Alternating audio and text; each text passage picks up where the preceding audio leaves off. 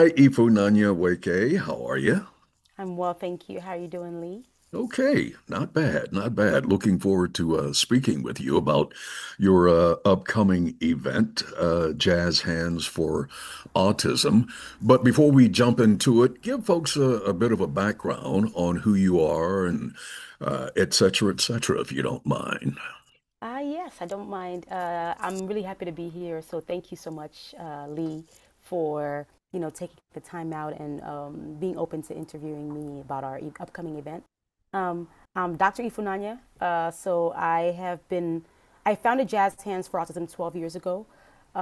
Before all my advanced degrees, just right when I was coming out of college. And not only do I have a younger brother who's autistic, but I happen to volunteer at a program for individuals with autism. Once I got there, I realized, oh, this is the community that I want to work in moving forward. Um, but the funny thing is that I didn't realize that my brother had autism until many years later. So it made sense why, when I volunteered, I felt very at home in the autism community. Jazz Hands was founded back in 2014. We started out just as a concert platform. So I met a really talented musician who was autistic, and I wondered, why is there no place where he can actively share his talents with his family and the community and be celebrated for his talents? And so that's how Jazz Hands was born 14 years ago. Our first concert, I believe, May 25th, 2014. And ever since then, we've grown to provide more supports and services. So we started first, just like I said, as a platform for performance. But from there, we started helping our musicians find work in other places beyond our concert. And then from there, we grew into a conservatory and music education program. And now we're continuing all that, but now we're gearing up to train educators, in the school districts and other music schools, how to work with this population that we've learned how to work with over the last 12 years.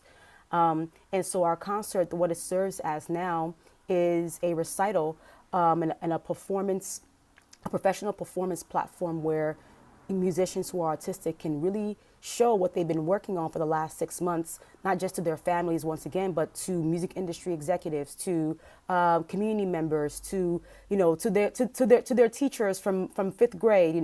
It's a place where they get a chance to be celebrated for their cultural and musical contributions to culture and in the community. So that's what Jazz Hands is in a nutshell.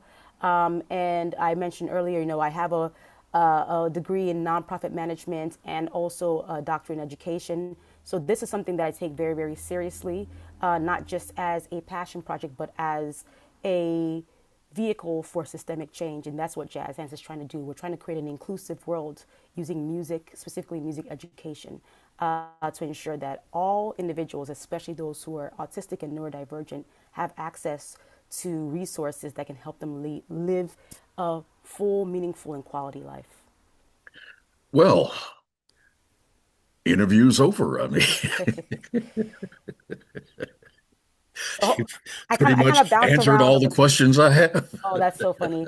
I kind of bounced around a little bit. So, because this is 12 years, I always have a hard time knowing what bits and pieces to share with different audiences. So I try to just summarize as much as I can. So if you need me to explain anything or clarify, I'm happy to.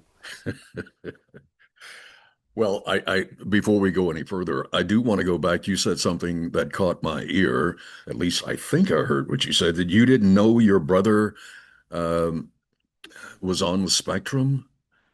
Yes. At what age was he and you before you found out? So let me outline the timeline here. So my brother is 3 years younger than me. My younger brother is 3 years younger than me, and so throughout his elementary and middle school, his schooling, he had a tough time in school. He didn't really do well grades wise. But then when he got to high school, he found robotics, and that's when he excelled. So he found something that he was very, very interested in. Also, socially, he struggled a lot. So I spent a lot of time, advocating on his behalf and fighting bullies on behalf of my brother. So I was already a very big advocate in his life, but I didn't know he was autistic. I just figured that my younger brother needs my support and I'm going to be there. And then so then in 2014, Jazz Hands started, but then it wasn't until 2021 that I discovered that my brother was autistic and has ADHD because he told me. And then uh, and then I was like, oh, this is why this all makes sense. This all makes sense. It was like a very like it was a very it was just like a very revelatory moment in my life where so many things just coalesced. I was like, oh, that's the reason why when I volunteered in that program when, back in 2012, that I really wanted to work with the autism community and I didn't feel, it felt like home. And that's the reason why, it just made my life and my journey thus far had just made sense when my brother told me in 2021 that he was autistic. And so it made me realize, oh, I've been an advocate my whole life. And so everything once again just aligned at that point when he told me that. So it was him revealing something to me, but I don't know if he really recognized how him revealing that to me just really put so many things into perspective for me. Hmm. Well, I'm still a little bit curious. Now, I don't have anybody in my family, at least that I'm aware of, that is autistic. But from what I know about it, there are obvious signs that autistic So people display. so yes, I think the autism awareness and acceptance has grown so much over the last, I would say decade or so. People now understand it more. There's a lot more information available to people to understand what the signs of autism are. But back when my brother was, in elementary school, I mean, I was just in middle school myself, or back when he was in middle school, I was just in high school. So that was back in the early 2000s. And I didn't know what autism was. In my family, that wasn't something that was discussed, or in many families, actually, that's not something that even is a discussion, especially many families within the Black or African communities. Autism or neurodivergence or different diagnoses are not things that are discussed. You just kind of take the person as they are, and you find ways to navigate, help them navigate through life. You just think, oh, this is my brother, and he has some challenges, but everyone has challenges, right? And he has, he's really, really smart. Like, my younger brother, when he was, if I'm not mistaken, I think he was 13, I gave him an old compact laptop that was virus ridden. And he was still in elementary school at the time, but he had never taken a computer class, but he broke it, he opened it up and fixed the computer and used it for 7 years. In my head, I just thought, oh, my brother's a genius. Mm. He's so smart. I didn't think anything else of that until later on. And as I started working within the autism community, I was, recognizing some things. I was like, this person, this student that we have really reminds me of my brother, in so many different ways. And then I asked my brother back in 2021, I was like, hey, have you ever thought about have you ever thought about neurodiversity or autism? Like, and that's when he told me, yes, I actually was diagnosed with ADHD when I was in college, and and he's self-diagnosed autistic. I was like, oh my God, it makes so much sense. Everything makes sense, and so that was, yeah. So I'm sure there were signs, or I'm sure that there were things that that I didn't, that nobody in my family recognized early on. But now that there's more awareness, I'm hoping that more and more families are able to recognize, oh, my child has these skills or these challenges, and let me find resources that can help them in each of those areas, either amplify their skills or help alleviate some of their challenges. So early intervention and the awareness is bringing more early intervention, and I think that can also help people with autism along the lifespan, and help them find resources early on so that they're not struggling or having challenges for longer than they need to. Okay. Thank you for filling that in. Okay. Now I get it. So, how does Jazz Hands for Autism, I guess, let me see if I can rephrase that. So, maybe I missed it when you were explaining it earlier, but why, maybe the question is, why jazz hands? What the musical element? How did Yes. that come in? What Yes. inspired that? So, great question. So, I am a singer songwriter myself. And music is the language that I would say that I speak most fluently, and understand most fluently. So back in 2013, when I was graduating from college, right before Jazz Hands started, I, eh, okay, so here's a timeline. 2012, I volunteered at a program for individuals with autism. 2013, I graduated from college. 2014, Jazz Hands started. Between 2012 and 2014, I, was exploring my musicality, and I released an EP and things of that nature. But then in that time frame, I was wondering, okay, I'm really passionate about music and I'm really passionate about autism. And I feel very intuitively that there's a bridge there between those two things. So I started doing a lot of research just on my own, through YouTube, Google Scholar. I was just researching, like, what is the relationship between autism and music? And throughout that research, I found a lot of things. So one thing that I discovered that really floored me was there are some individuals who are autistic that are minimally verbal or nonverbal, so they may not be able to speak verbally with words, but they have perfect pitch and can sing beautifully. And I wondered, like, why is that? Why is it that there are some individuals that maybe have challenges with speech, but they can sing? Aren't speech and singing the same thing? Well, they're not.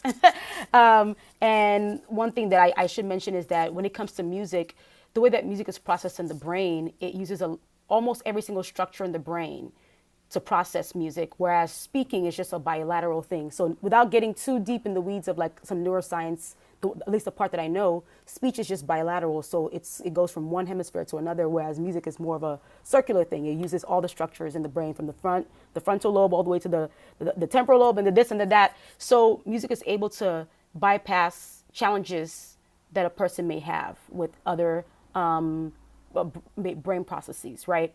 So that it immediately caught my attention, and so of course I did a lot more research, and then I realized and recognized from the research that music education and just receiving music, whether listening to music or learning music, actually helps individuals, especially those who are autistic, build different skills and build different pathways in their brain that can help them access different things, right?